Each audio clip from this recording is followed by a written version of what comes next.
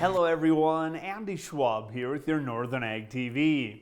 Well, Wyoming First Lady Jennie hosted a press conference this week in the governor's residence to celebrate success of the Wyoming Hunger Initiative's Beef for Backpacks program that began in 2019. Now, that program was launched under the Food for the Farm and Ranch banner and utilized Wyoming's resources to support the work of weekend food bag programs. More specifically, Beef for Backpack provides locally raised protein in a portable form in each of the participating childs every weekend for the entire school year. First Lady Gordon told me a total of 65 head of beef were donated to the program and provided over 250,000 snack sticks to nearly 5,500 students. Every county that receives these beef sticks has found a donor or more. Actually, down here in Laramie County, it takes about 13 beef. And so we have people that are donating the beef. They're hauling the beef down here to get processed. And they're just 100% on board because they know that those kids are getting good quality Wyoming beef produced and processed here in the state. And so it's an easy sell to farmers and ranchers. Now, First Lady Jennie also said that producers and other volunteers can find more information at nohungerwyo.org. Also coming from my recent travels of the home state of Wyoming, the University of Wyoming celebrated their 41st annual Ag Day Barbecue and Ag Appreciation Week in Laramie. UW Extension Sheep Specialist Whit Stewart shared with me some of the things that the sheep program is working on.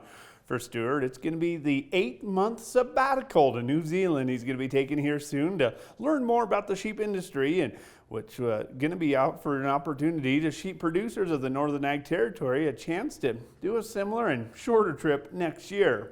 Everything from value-added wool products to how they contract lamb with their packing infrastructure down there, and again to bring those ideas back here to the United States. And we'll have a exchange program for ranchers that we're going to be launching here in a couple months. It's an application program for young sheep ranchers in the state of Wyoming to have a really in-depth tour and networking experience down there in July of 25.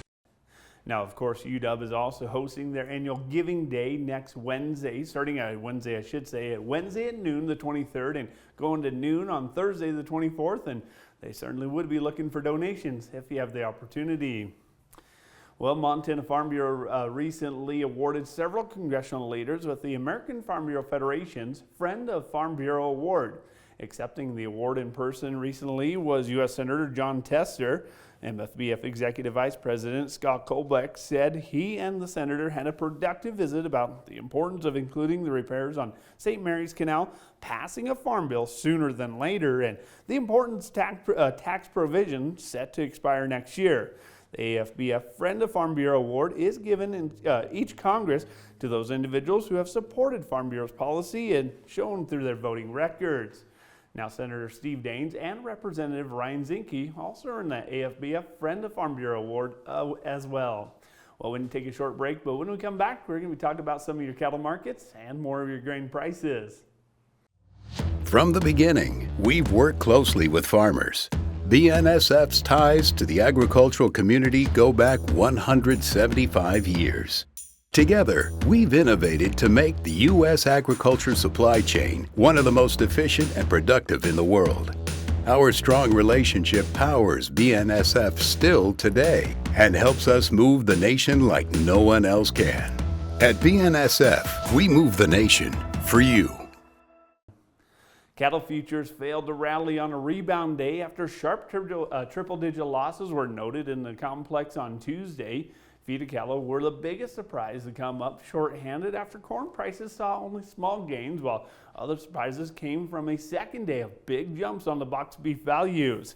That should be helping out the cash cattle later today, as the negotiated sales were muted yesterday. And most of the spring calves have been holding steady, if not a touch higher, at the local auction barns this week, despite that downturn of the futures board yesterday and the day before. Unweaned steer calves tipping the scale between 450 to 500 pounds at Miles City Livestock. Well, they average their bids around 326 a hundredweight, while those brothers with another 100 pounds on them, they're right at that $3 per pound price, just underneath of it a little bit. And their heifer mates on both of those weight classes about 20 to 25 cents back. Coal cow markets, of course, are also fading away from the spotlight, but they've been able to hold their prices on a steady trend as most of the coal cow prices anywhere from $1.25 to $1.30, and on the higher dressing mamas, I should say. But that on the leaner coal cows, they're around $1.10 to $1.15 in most of the sale barns. Now, overall in the grain markets, it was a quiet midweek session, and there remained a little bit of a ways of bullish fundamental news to prop up those prices.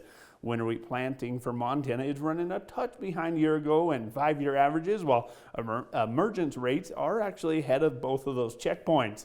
Sugar beet harvest is also ahead of schedule in the Cowboy State, while Montana's beet harvest is just behind the previous years. Well, that's going to do it for Ag News and Markets. I'm Andy Schwab. Have a great rest of your day.